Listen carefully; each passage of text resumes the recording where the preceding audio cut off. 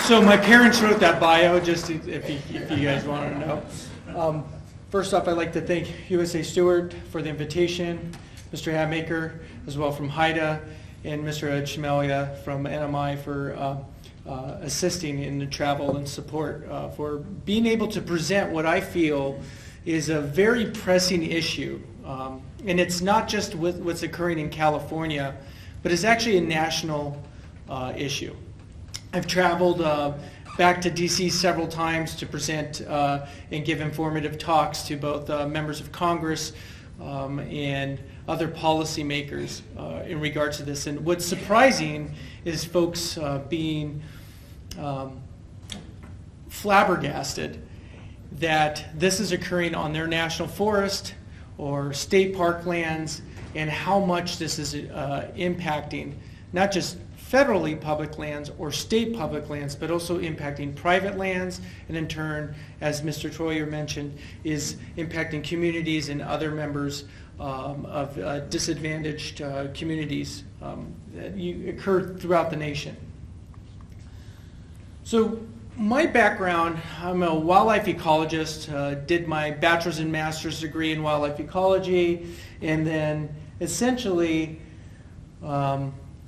started an organization with my wife, who's actually the co-director. She's there with the mountain lion that she darted. And then this is what I did. This is essentially what our research through our organization entailed. And that's molecular ecology. We're talking wildlife telemetry. Anything that you've seen probably, I may date myself a little bit, Mutual Omaha. People remember that? All right. So, yep, exactly. That's how I got into that. This, I think, was Saturday or Sunday mornings. Sunday. Sunday mornings. That's right. Before the wide world of sports. You got it. That is how I got into wildlife ecology. Seeing that, and I didn't have family members who hunted or fished, but I did have actually an uncle who did it, introduced me to it, then just through friends. And then I realized that's what I wanted to do. I wanted to work with wildlife. And it's not just wildlife, it's not being protective of wildlife, it's also conservation. How wildlife that needs conservation, but also wildlife in effective management strategies in order to conserve populations for utilization as well. Now with that, this is what we did. This is our team. We worked with other folks. These are from members of a Hoopa tribe. And as an NGO, we work grant by grant, working on these different projects. So marijuana is not what I pay my monthly student loans on. I didn't expect that.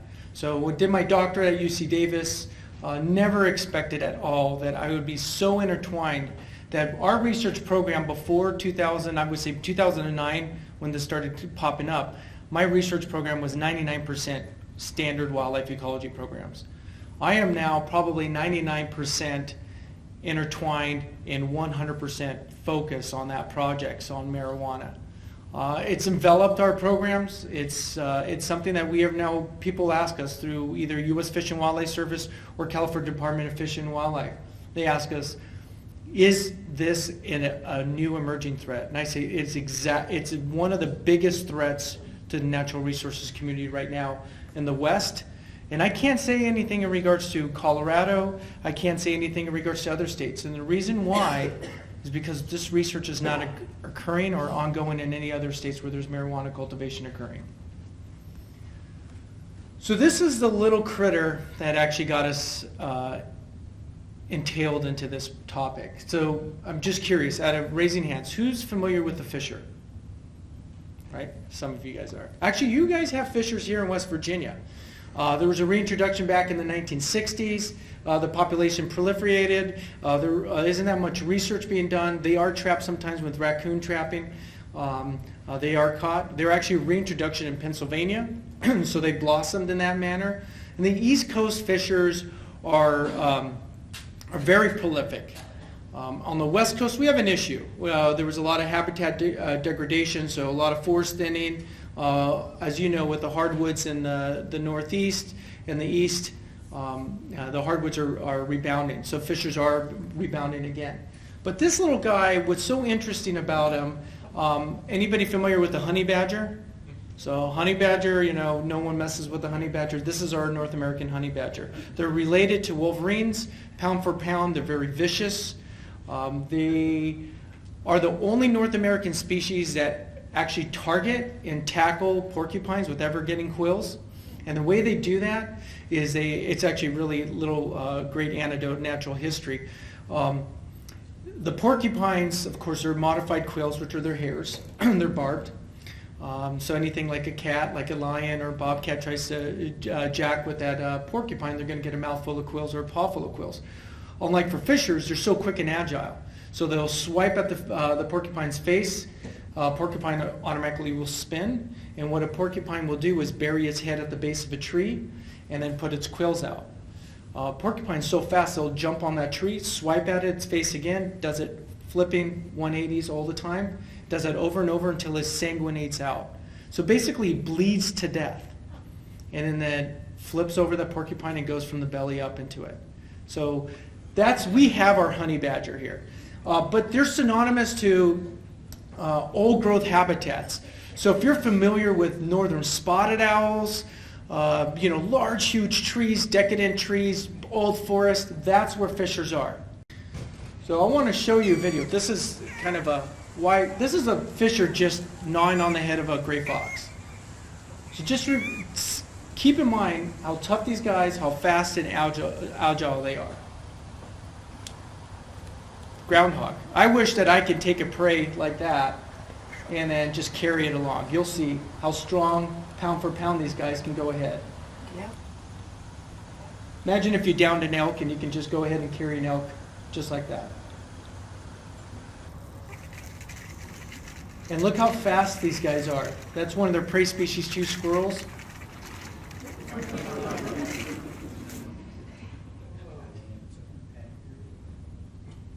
And why I want to show you guys is that you're seeing the species interact so fast and quick.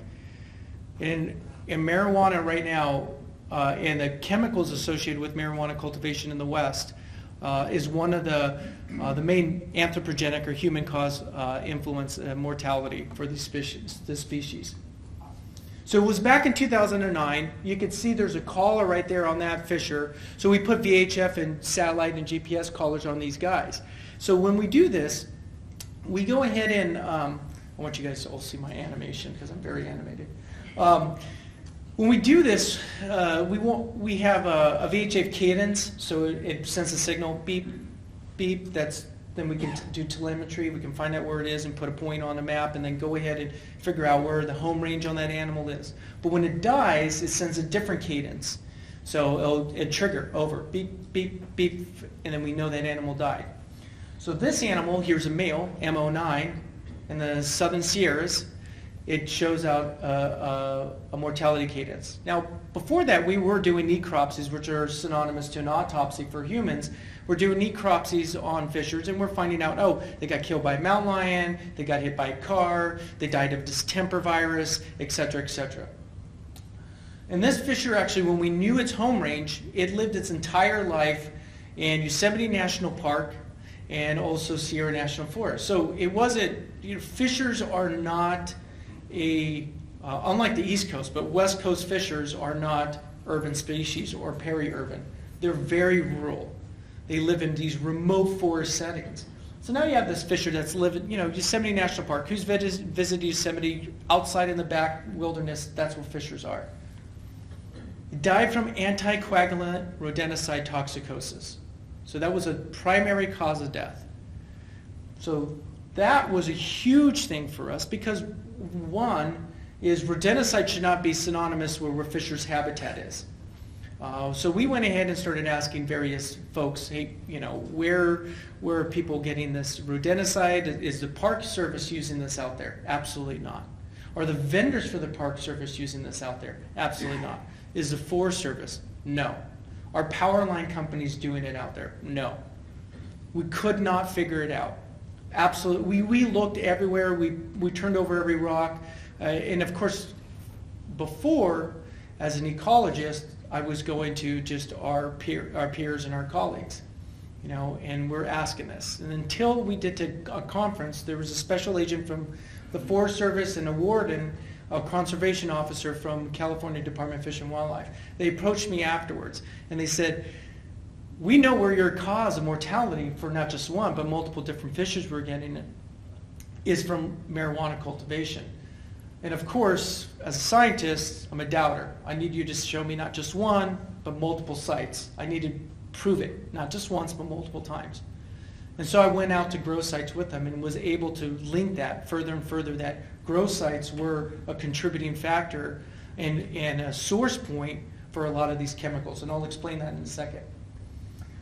So what are anticoagulant rodenticides? In a nutshell, they're a chemical pesticide primarily used for rodent infestations.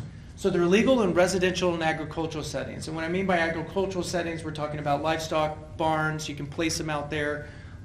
Pellets, they're flavorized, so you'll have fish flavored or oatmeal mixed with peanut butter. So this is to make it palatable because of the bitterant that is the anticoagulant rodenticide active ingredient. So now you have this material, and as you can see, there's no legal use for it where fishers are. And the mechanism, it's a vitamin K antagonist. So all of us that have a vertebrate recycle vitamin K. So what this specific pesticide does is block that recycling, and it leads to coagulopathy. So you have your vascular system, you have your closed circulatory system, and then what happens is that your blood leaks out of there. You basically have hemorrhaging in your abdominal, your thoracic cavity, and so that's what we're seeing in these fishers. The way they were dying is that will come in and they've lost almost all of their blood volume in their thoracic abdominal cavity. They're bleeding from their anus, their eyes, their ears, their nose, any orifice, any opening, blood was just pouring out of these guys. When we did a necropsy, we're like, this individual is leaking like if it was hit by blunt trauma force by a vehicular strike, and there's nothing to it. So it's a very painful way of death. So what does AR does, it basically, if you put it out there, you may be familiar with this, but just a little refresher, is that you put it out there, but animals can take over a week, maybe in some of these cases up to 2 weeks before they die. Unfortunate circumstances, there's secondary or tertiary types of exposure. So you have a predator, like a fisher or a northern spotted owl here, that consumes that exposed prey. Now, higher predators that consume those individuals will also be exposed. Then you have scavengers or carrion eaters that consume those animals, they get exposed as well. What's the kicker about this is even when those guys die, the flies that consume that material will also be exposed. They're little pockets of poison. Now, again, this is the misuse of it. So now you have this potential misuse of this pesticide in these rural settings that is now contributing to a legacy effect and impacts. And you can see that food web. It very mimics DDT and the legacy effects and downstream. So remember those videos that I showed you? That is a fisher that was healthy. This is what a fisher looks like when we would take it out from a grow site and it is exposed to rodenticides. Does that fisher look like it can take it down a marmot or take out those squirrels? You could just completely see it's lethargic. It's bleeding out. When we did a necropsy on it, it was full of blood. It was going to die. So because it was going to die, we had to euthanize it to take it out of its misery. But that's a great example of what we are seeing at these grow sites that are occurring. So we published a paper.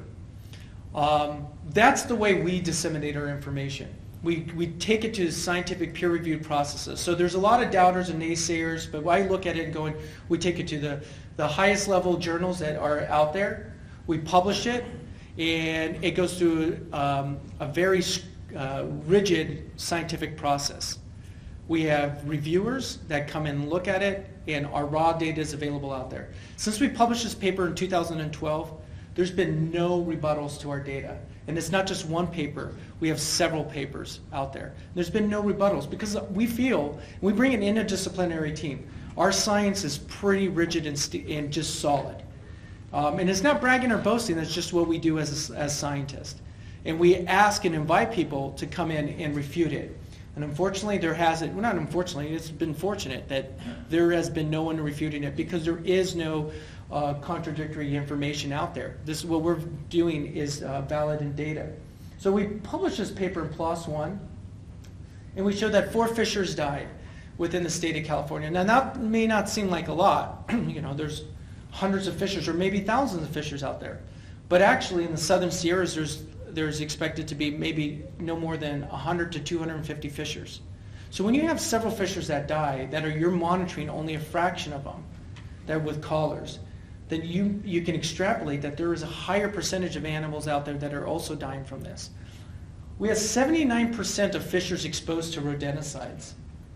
Now, when we first came up with this paper, all the reviewers from PLOS One came back and said, you've got issues with your data and your lab testing because you have higher percentages of fishers exposed to rodenticides than hawks or other raptors within Central Park, or with coyotes or mountain lions in Southern California and Los Angeles.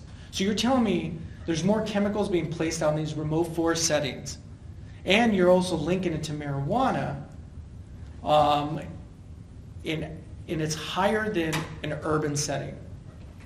And we said, yeah, and we showed them, and we had in this paper we had 15 co-authors from different agencies, different academics, I basically cherry-picked all the best of the best scientists out there to bring them into this, because we knew this was going to be a foundational paper.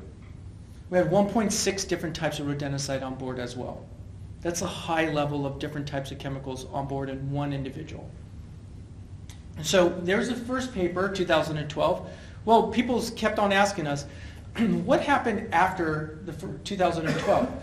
Bear in mind, California, when we talk about California and legalization, California had Proposition 215 back in 1996, and the SB Senate Bill 420. And so it was pretty much the laws were very lax in California. So it wasn't all clandestine activity that was occurring in just national forest settings. We had a very prolific private cultivation occurring as well. So people were asking us, well, after SB 420 came out, everything's looking good. There's more regulatory agencies overseeing this. Well, you should see a dip in your mortality and your exposure rates in fishers. So we published a paper in 2015, another paper. As you can see here, our rates went up from 79 to 85%, and now from 4 fishers that we're monitoring to 9 fishers. Now you look at that and you're saying, well, that's 9 fishers, but we're only monitoring like 50 or 60 fishers. We had a 233% increase of annual mortality attributed to this chemical from this particular source point.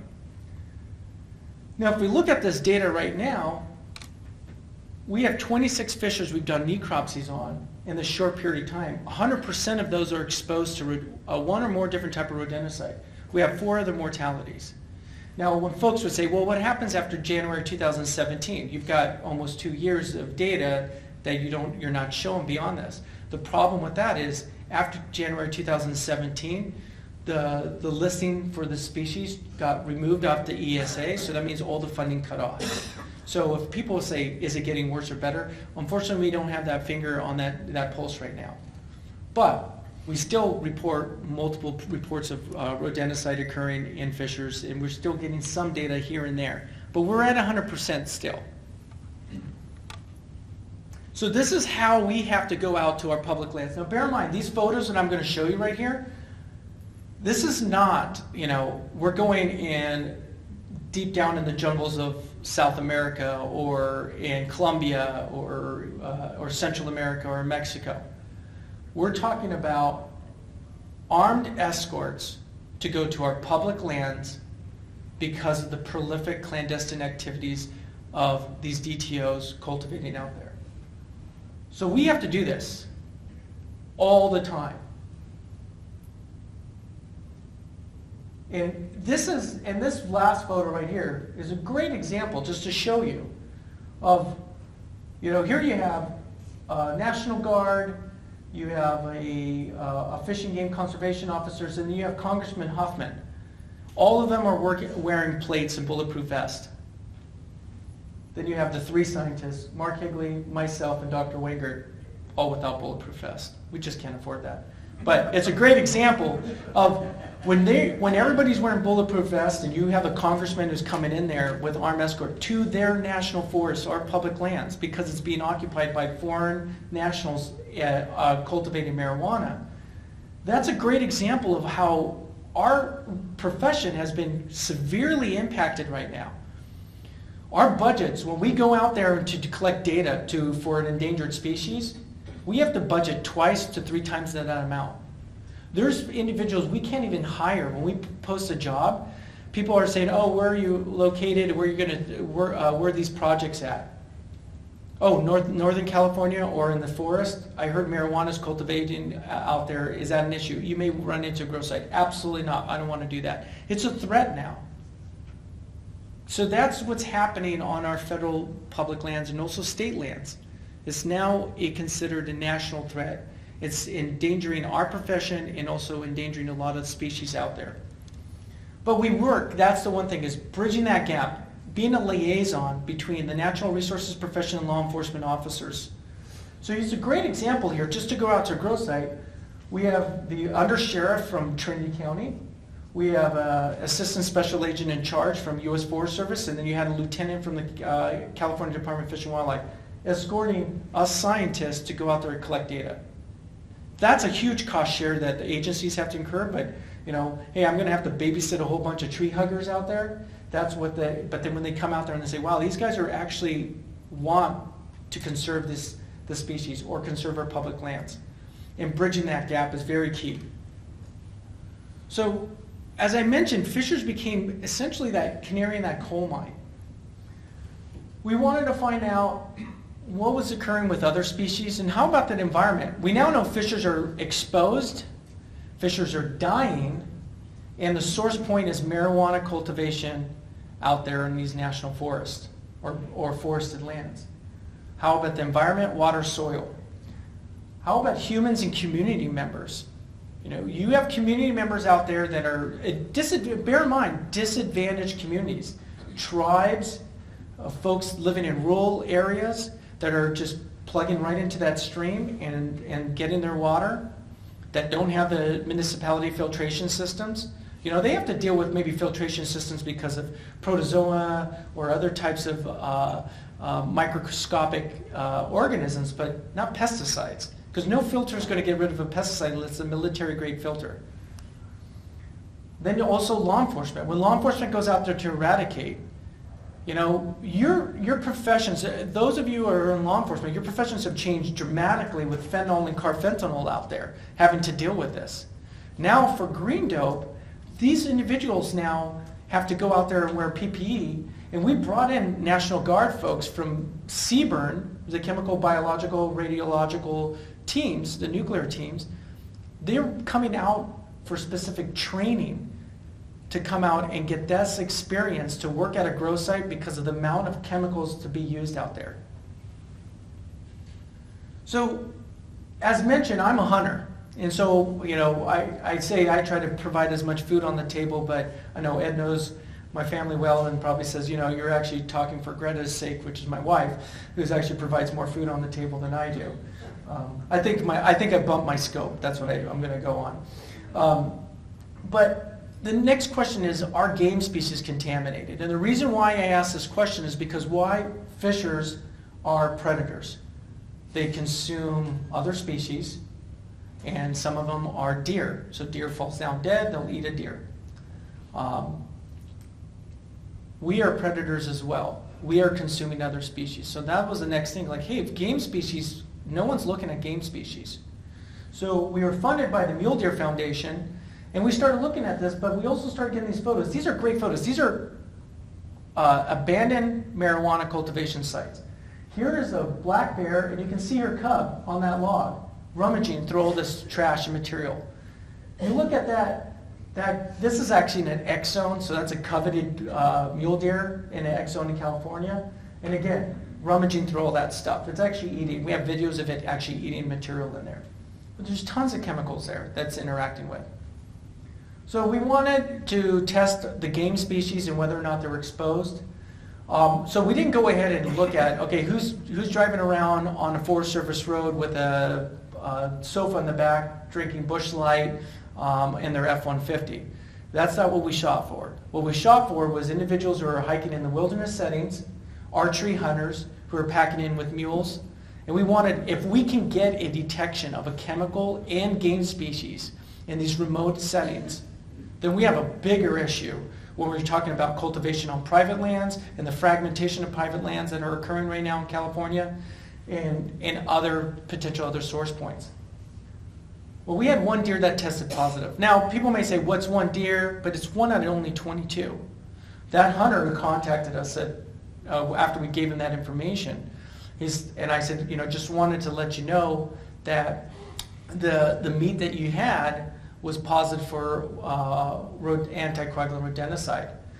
Well, he said, well, I ate it all and I gave it off to family and other friends. And then the next question is, what do I do with it? What do I do? And I'm like, well, you have to talk to your medical provider because I can't tell you, I'm not an MD, but I can't tell you, but what I could say is that this could be something of concern, specifically if you can continue eating contaminated product as well. Well, we also tested just one mountain quail. It was a quail that my wife shot. So we did that, and I fed it to my family. It was part of a quail soup we made.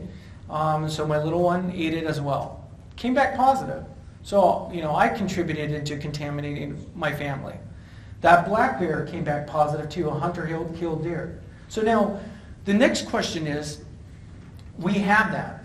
We have chemicals now, and we know where these guys are. So people can go ahead and doubt and say, well, those deer that you're talking about, those fishers, those black bears, a lot of these are monitored species. These are remote forested species that where these were harvested, it's hundreds of miles from the nearest town.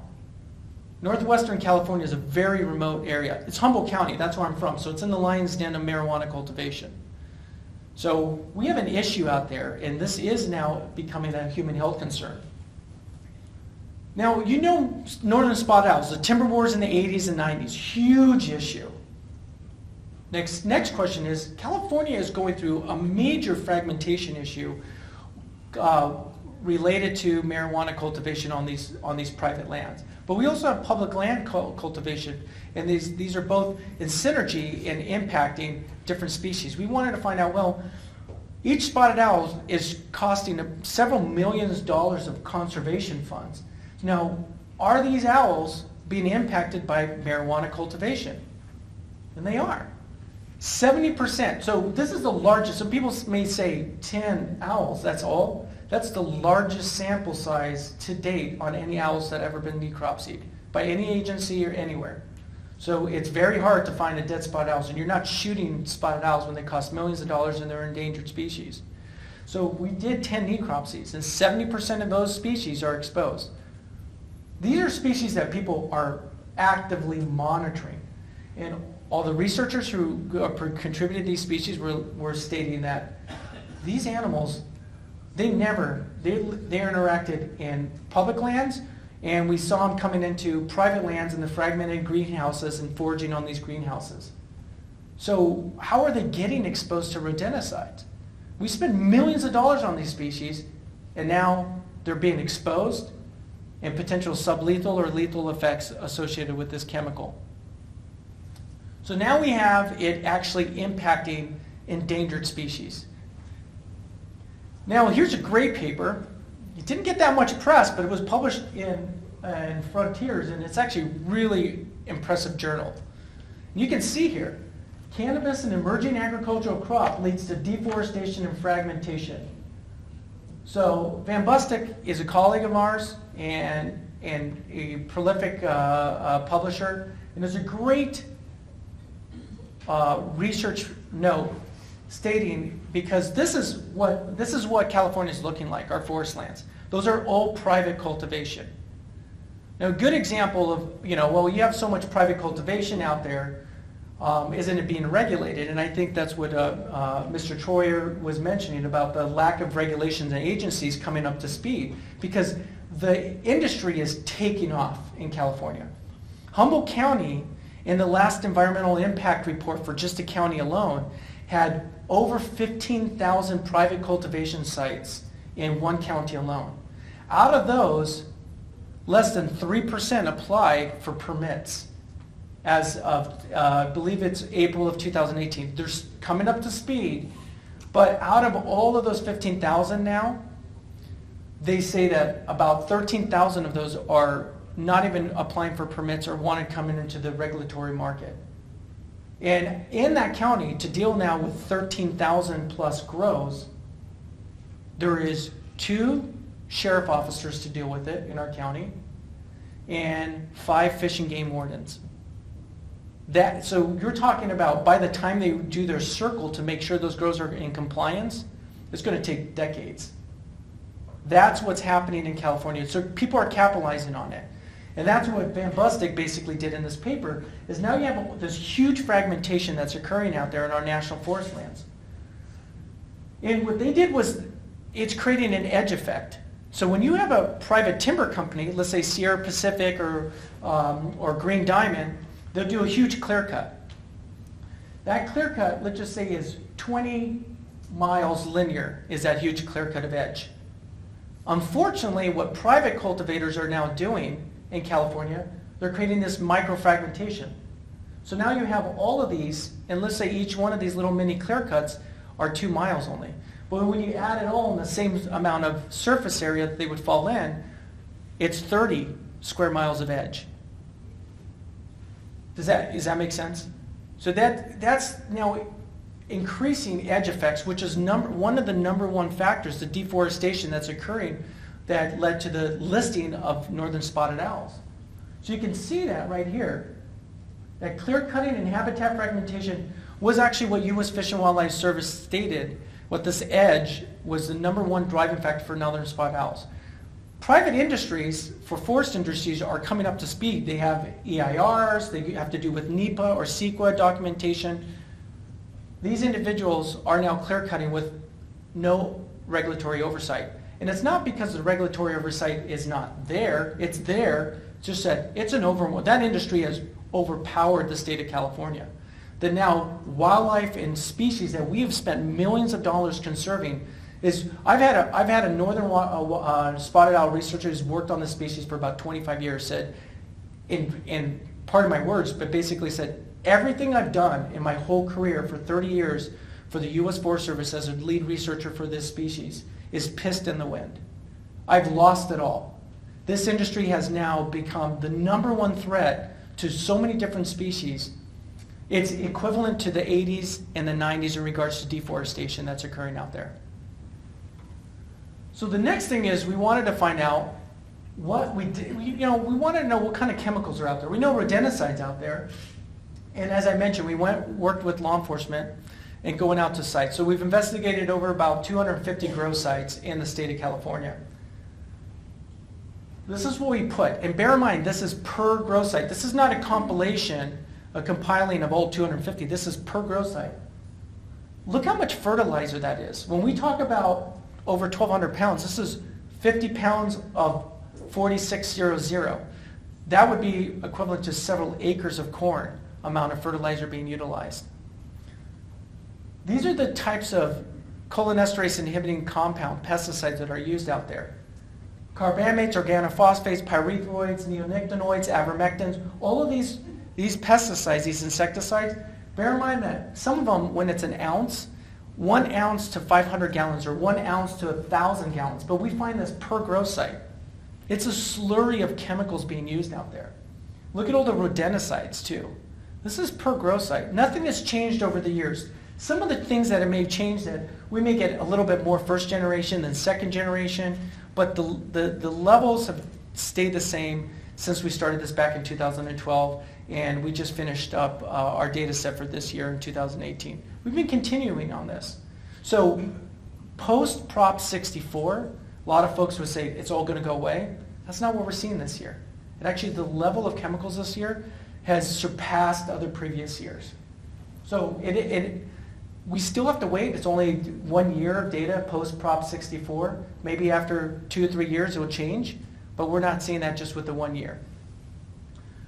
One of the chemicals we do find, as has been mentioned, is carbofuran. So Anybody here is familiar with carbofuran? All right, a couple of you guys. So carbofuran is banned for all legal purposes, essentially in the United States, but it is banned 100% for any purpose at all in Canada and the European Union. It's a highly toxic carbamate. And what I mean by that, it's been regulated with highly restrictive use or banned use, specifically because of its high toxicity to the human and the environment. A quarter of a teaspoon can kill a 600-pound male African lion. An eighth of a teaspoon is estimated to kill a 300-pound black bear, and a 16th of a teaspoon can kill one of us in this room. So when we find one of these bottles, it could definitely drop all of us in this room multiple folds. It comes with different brand names and out there. What's weird is it's actually manufactured by FMC in Pennsylvania and then shipped out. So this is what carbofuran does to African lions. They're poisoned, and what happens in Africa and what we're seeing here in the United States is that it's the same method of culture where if you have a problem with wildlife, you poison it. You put the poison in the food material, and then guess what? No wildlife, no conflict. That adage. That's exactly what we're seeing at grow sites. And it's not seen at grow sites, well, public land. We're seeing it in grow sites on private lands as well. The other thing is too is carbofuran is standardly pink in coloration. What we're finding now is clear, comes in a pink powder. It also comes in a white powder. Then when it's hydrolyzed, it turns into a pink material. So you can think about that. Now, when we talk about law enforcement dealing with fentanyl or carfentanil, now when you come out there in a grow site, and this is, again, private and public land as well, then when you come out to a grow site, you have material that's there that can drop all of us in this room. You have stuff that's in the powder that looks like fertilizer. You pick it up, you drop it, it aerosolizes just like fentanyl. You can go ahead, everybody inhales it, and then people are going to drop. Unfortunately, there's no reversal really for a lot of these pesticides. It's supportive therapy. And when we deal with it out there, we have to wear proper PPE, 40-hour HAZWOPer, go through training every year just to go out to these grow sites. Law enforcement isn't doing this. The community that runs into these grow sites are doing that, are definitely at risk as well. So the use of these chemicals throughout the years, this is a great example. 2012, we started going out to grow sites. You can see 15%, but you can see it's escalated throughout the years. This pesticide is being used more and more and prolifically used at these grow sites. So we went to, and think about that. If you go ahead out to a grow site and you're a law enforcement officer or you're an inspector, regulatory inspector, and you're only going to do 10 grows, you're going to run into 8 out of your 10 grows are going to be probably contaminated. So what is carbofuran used for? It's a systemic insecticide. What I mean by systemic is that you don't actually have to place it on the plant itself. You can place it in the ground, the irrigation lines, and then the plant will systemically take it up in the xylem and phloem, sequester it, because when you have powder mildew and aphids, it's a great mechanism that when they pierce and they bite for the sugary material, you're going to die. But then you put it in there and it works great. But the other thing is too, it sequesters in the trichromes, so all this resin. So think about that. You have this chemical out there, you place it in an unregulated manner. In a regulated manner, if you place it on a field, it's supposed to be 28 to 45 days before you can even go to market. When does powder mildew happen? Powder mildew happens when the flowers or the plant is flowering. So you place it out there, and when it flowers, it's not going to be 45 days you're going to let it flower. You're going to flower it for 30 days, maybe 40 days at the most, but you're placing it in an unregulated manner. So that means that carbofuran can be potentially sequestered into that plant material. Well, we started testing some plant material, and guess what?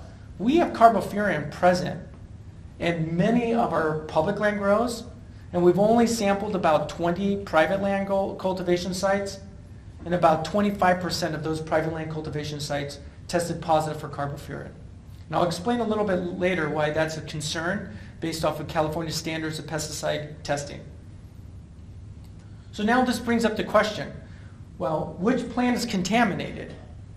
Is it A or B? Who thinks it's A? Who thinks it's B? Which one? B? Both. It's both. And the reason why is because it's systemic. Because these sprayed it on here in A, carbofuran got into the plant material. B, the way they put the carbofuran in, they put it in the irrigation line. They put it in the water tank. Dumped the bottle in there, went into the water tank, dripped to each individual plant. Plant sucked it up. So you can see that you can have a chemical out there.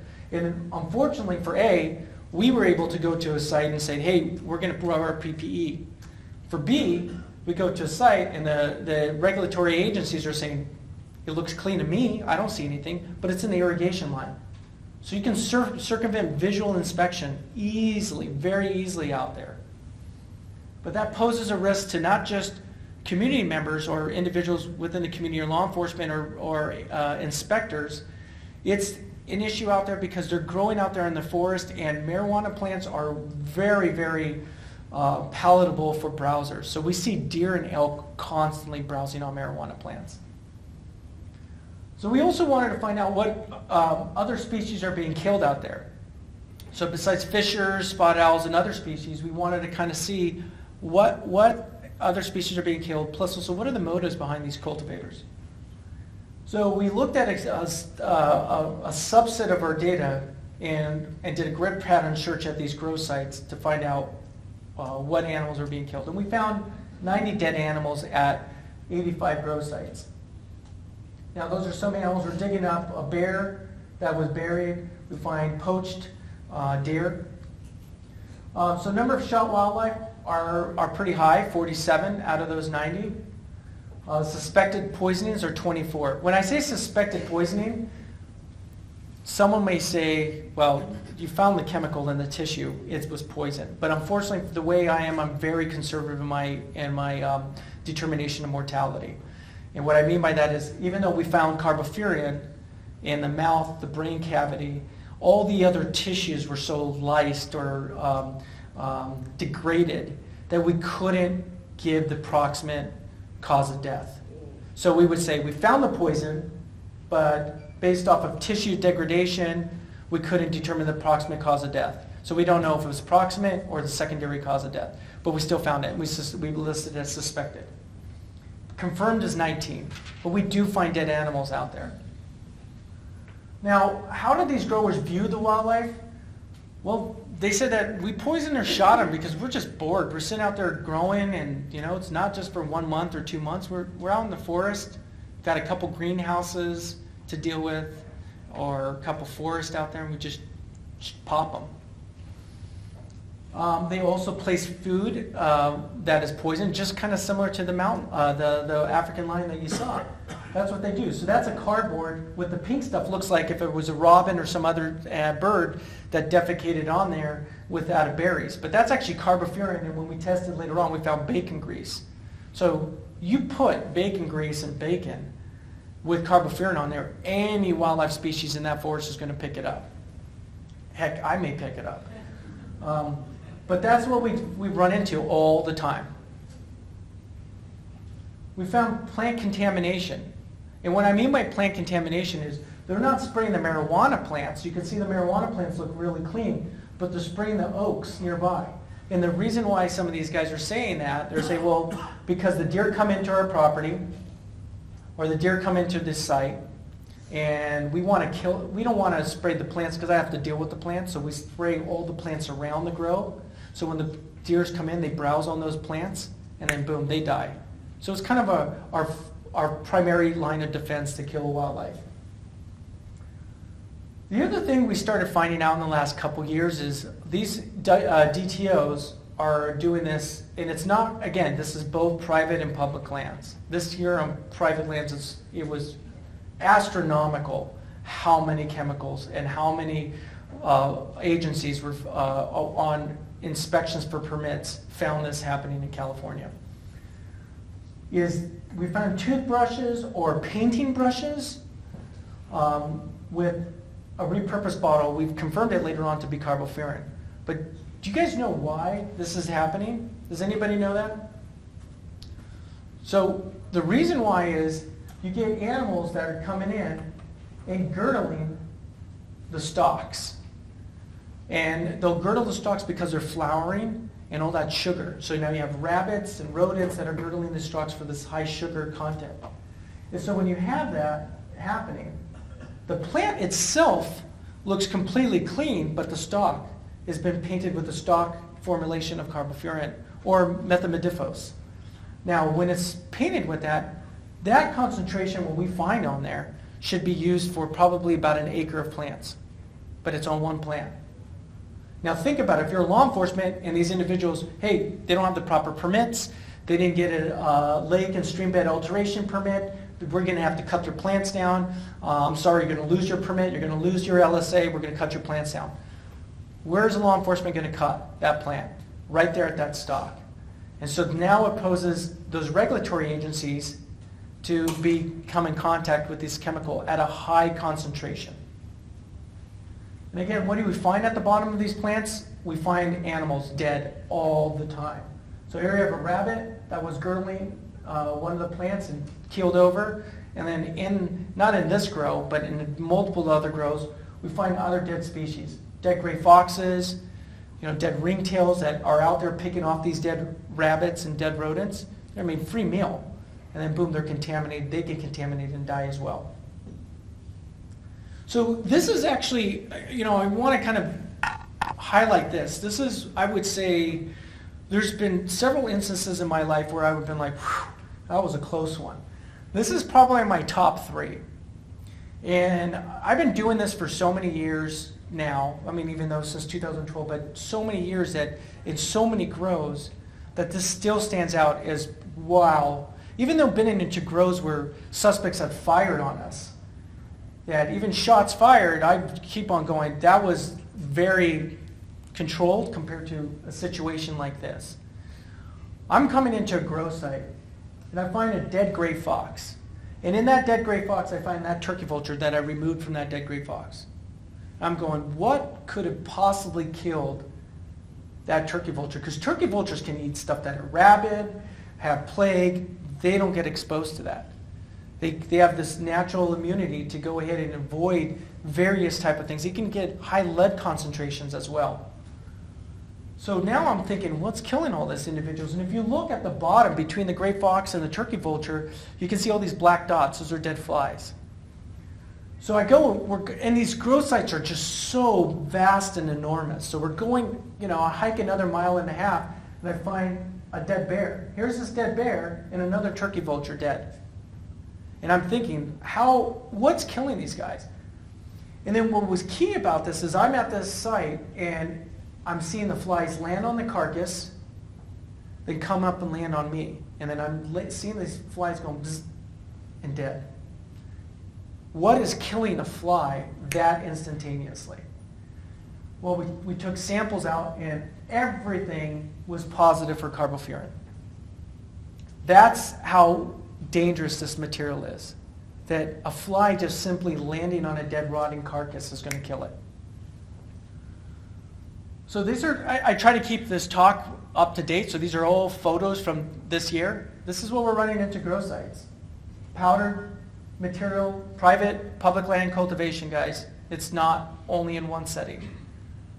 Repurposed material, stuff that looks like Nestle Quick. Hey, it's Nestle Quick, strawberry milk. You open it up, boom. It's just the same thing. You open up something that you made, oh, it looks like it's cocaine and it's fentanyl. Hey, it looks like strawberry milk and it's carbofuran. I didn't wear gloves because it was strawberry milk. Now you got transdermal exposure. Other stuff too. If anybody's had this Mexican yogurt, it's a strawberry yogurt, it's actually really good.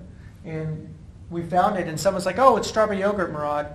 And what our team, we wear nitrile gloves, and then when we're working with anywhere near a campsite, we put our butyl nitrile gloves with nitrile gloves. This is a chemical resistant gloves. And luckily for them, they're like, oh, it's just strawberry yogurt, and this spills a little bit on them. I go, that didn't look like strawberry yogurt. We tested as carbofuran. So think about it. All of these bottles are repurposed.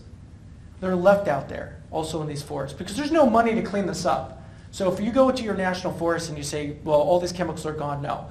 We know of hundreds of these bottles that are still out there in our national forest, just left, because there is absolutely no funding to clean these up. So this is another site, 2018. One site. Guess what we found at one site? 9 bottles. The kicker on this, when that suspect was apprehended at this site, we found this T-shirt. This T-shirt's coated in pink material. We also found coated plants. Asking that suspect, what is this pink T-shirt for? And he was like, well, we put it in the water. We pour the carbofuran and other chemicals on this T-shirt, and then we put it on a stick and we dip it in the water line. And then I said to him, well, isn't that dangerous? He was like, yeah, we know it's dangerous, but it doesn't matter. I'm not smoking this stuff. That stuff going out. On top of that, I know it's dangerous, but I also know you know it's dangerous. He doesn't know who I was. I hope he didn't. But he basically knows that we're fearful of this. And now this is the new tactic that a lot of these individuals are using, is chemical warfare. So this is what is a typical grow site. You have all this material, you have carbofuran in the creek. That carbofuran bottle is punctured. Same grow site. Look how many bears are sitting out there. Just sitting out there eating all these chemicals. Because even a regulatory agency that's going to hit these grow sites, there's no money for the cleanup on private or public lands. It just stays out there. California has hundreds, if not thousands, of these grows on public lands and tens of thousands of these types of grows on private lands. There's where the carbofuran is. And that's where that black bear is. That black bear could have popped this one could have popped that carbofuran bottle. We don't know. But if you can see in this next video, could it be tremoring or scratching? We don't know.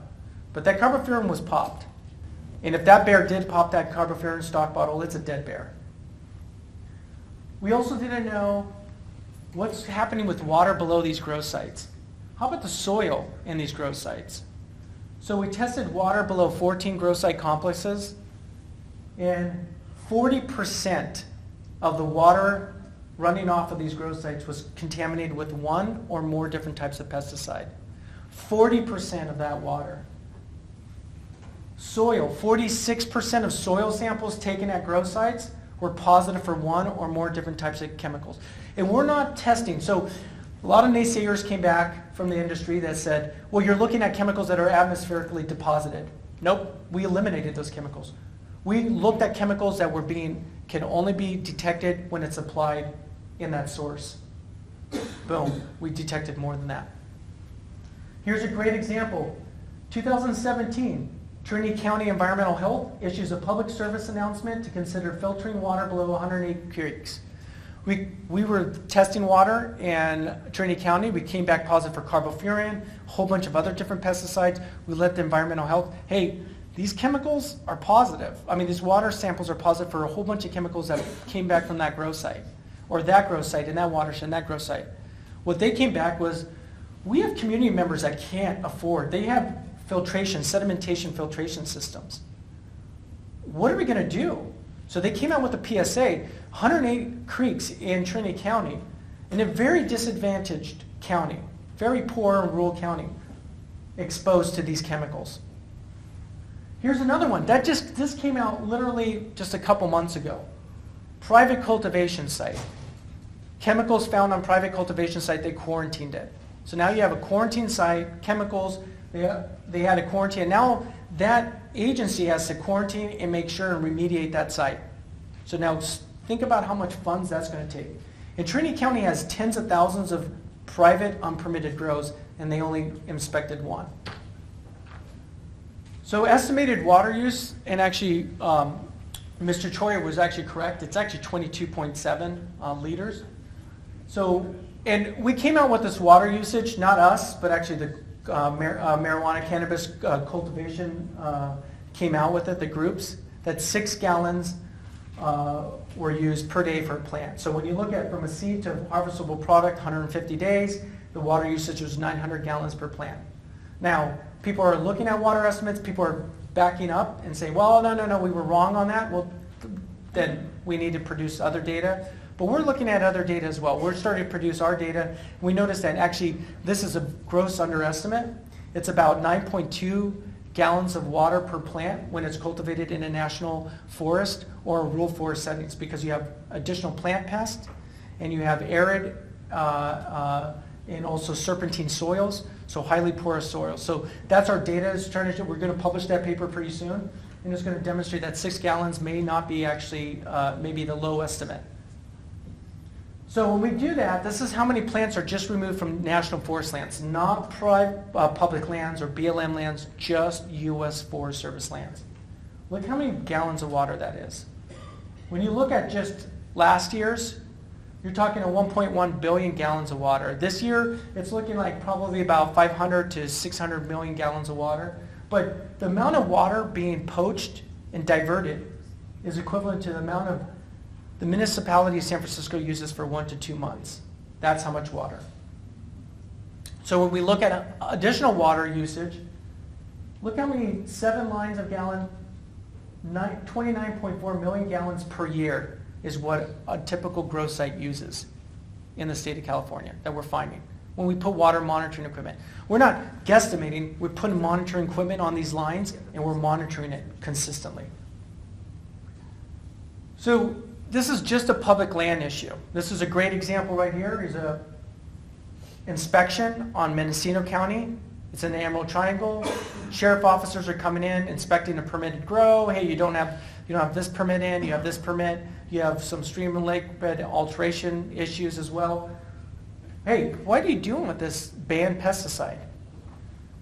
Well, he got exposed. And just to go back to this one case, that sheriff officer is no longer doing marijuana cultivation grows anymore. He basically, I talked to his physician, he was defecating and urinating blood for 3 to 4 days, and he may be permanently disabled because he was so exposed to this specific chemical. So it didn't happen to this individual. In 2018, we had 5 federal officers, K-9 units, and several National Guard soldiers exposed and hospitalized, and some of them permanently disabled.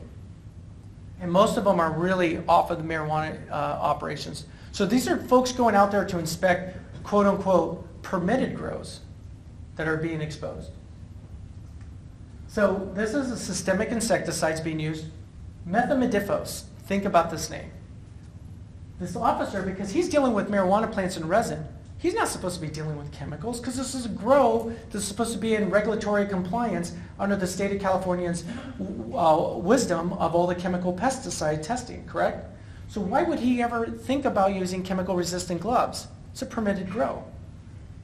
But he's not wearing chemical-resistant gloves and he got exposed. And I'll tell you why. Is because California was heavily, when I've tried to convince a lot of the regulatory agencies, you don't have the chemicals we're detecting out there. But they were heavily lobbied by the industry that we're finding these chemicals, oh, it's going to be too cost prohibitive to test this material. Methimidifos, oh, it's banned, it's not even for use. But what do you think a black market's going to do? It's going to use a banned pesticide. It's not even on this is the list for California. It's not even on it. So we met with Secretary Podesta. She's the appointed drug czar for California. So we met with her, and I don't win political points because I'm a scientist and I want to ask questions. What's best for the environment and best for the community and best for science. So I asked her, I've written 3 letters to different regulatory agencies. I've applied to be a scientific advisory board, non-paid scientific advisory board for the agencies to oversee some of this material. All my letters were not replied back to, ignored. I was told that I wasn't qualified to participate in the scientific advisory board, but somebody from a lobbyist from an industry was on the scientific advisory board.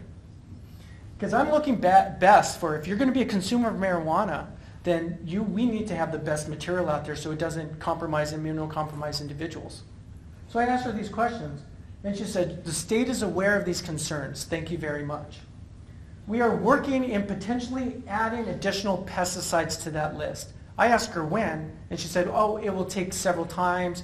All these these labs need to come in compliance with our specs, so there's that issue. And we are working to create this data to inform people on this topic as well. Well, guess what? October 2018, a lab shuts down.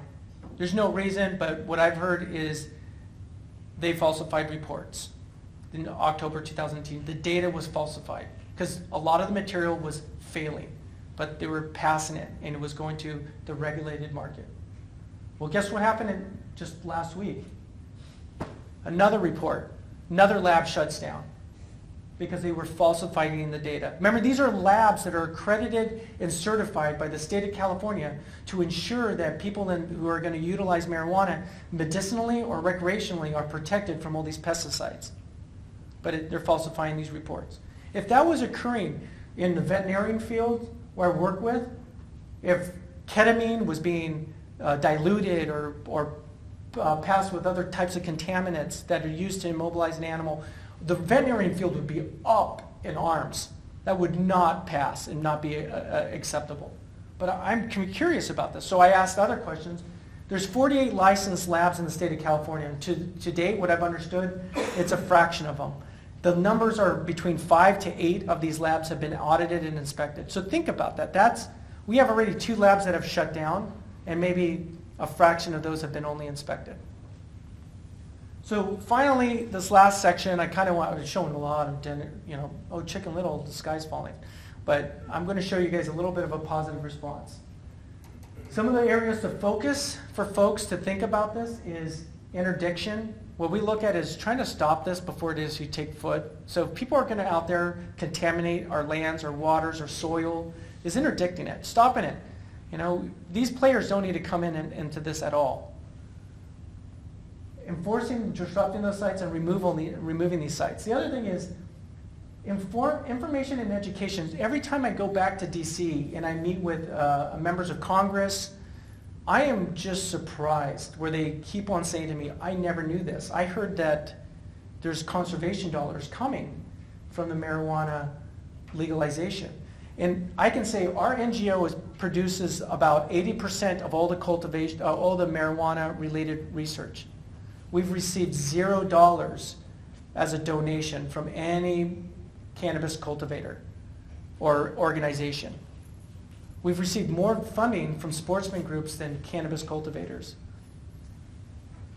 So I think a lot of information education, just to kind of highlight how much material is out there. We've cleaned up 83 grow sites for this year alone, 48,000 pounds of trash, 165,000 feet of irrigation line. That's the material. 24 tons, 31 miles of trash out of 83 sites. How many sites are out there? Well, there's about 1,500 sites just on national forest lands, and we've only cleaned up 83. We're proposing to clean up 170, but that's how much material is on only 83. That's on national forest lands, not BLM and not private lands. So cleaning up does work. If you clean up a site, growers do not come back at all. So it works. So finally, I'm going to leave you with this video to show you what a cleanup looks like. That's a grow site in the middle of forest lands. So fishers, spotted owls, here's all the trash. Remember that one with all the bears and the carbofuran in the water? That's the site. But folks are cleaning up. This is the positive note. There's folks out there that are actively going out to clean up. These folks are out there, they're community members. We actually have flown invitations to the cannabis groups, and unfortunately we haven't had anybody come out there to clean up from the cannabis groups. We just figured, hey, put your money where your mouth is. If you want to really help and conserve the environment, come out and be part of it. Act locally, think globally. Do that. This is how much material, irrigation line from one grow site.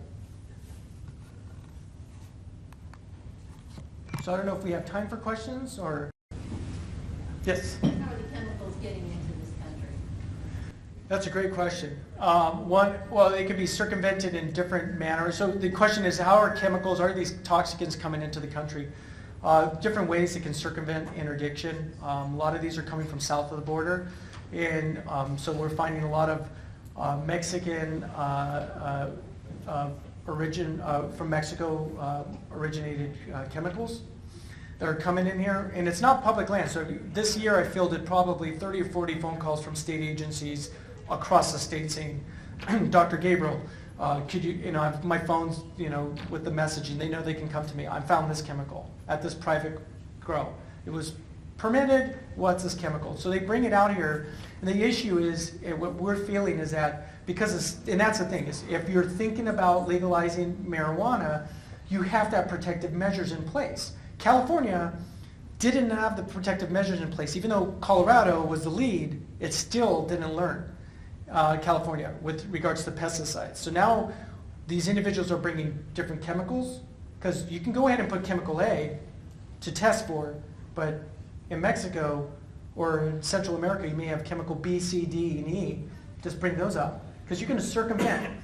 None of the accredited labs are going to test for it, and you're going to circumvent the inspection, and it's going to go out there. It's systemic, which means the edibles, the vape pens, all of that material, the BHO, the shatter, the butter, we already know we've detected these chemicals in this material. It's just, it's a recipe. So if you're immunocompromised, you're AIDS, you have cancer, and you're immunocompromised and you're trying to take a product, and then now you have an organophosphate or a carbamate on board, that's, to me, wouldn't be considered medicine in my field. That would be definitely something what I would consider. That's a contaminant that is endangering that individual's health. Another question. Yes, sir. What's the rodenticide? What do you use it? So the rodenticide, well, I had to ask several suspects, and finally after a couple suspects were opened up to me, they said, well, we're tired of the rats coming in, chewing our irrigation lines, chewing our plants, so we just toss it everywhere. And so they basically put this huge swath of death with rodenticides around greenhouses, around irrigation lines, just to go ahead and stop the rodents to come in and chew up either electrical wires or irrigation line or their plants. Has the product itself been tested for that as well? Yeah, we've tested some of the marijuana product that's coming out from these sites, and yes, they have tested positive. Now, one of the things that I know Ed, I showed Ed a proposal, one of the things that we've been doing is we've been proposing left and right. We get shot down constantly. We want to test products out there in the regulated market. We want to go through the whole state and test it and find out, because we know here's a permitted lab, here's our concentrates, it's positive for methimidifos, it's supposed to go to this regulated store. Let's go ahead and test the products that are out there. Let's test the edibles. We haven't been funded yet. We've been, it's state of California's got it. We got it covered. That's what we've been told.